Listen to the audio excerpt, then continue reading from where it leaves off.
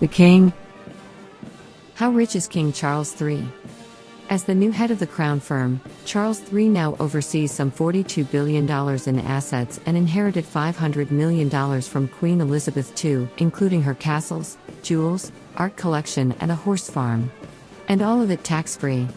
These assets are used by King Charles in his capacity as monarch, but he can't sell them off because they belong to the Crown itself, and will be passed down to Prince William once he becomes king, who will pass them to Prince George, and so on.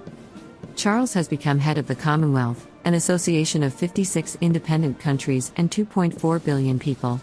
For 14 of these countries, as well as the UK, the King is head of state.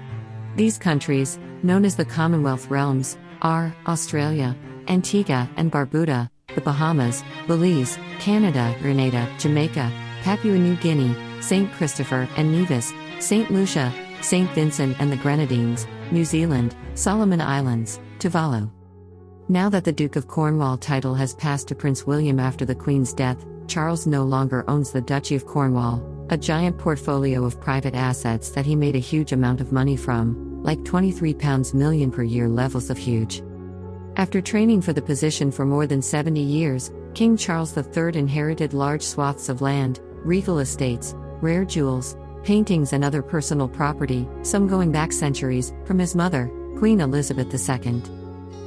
As the new monarch, Charles assumes ownership of institutions that manage an estimated $42 billion in assets, including some of the world's most famous royal palaces and the crown jewels.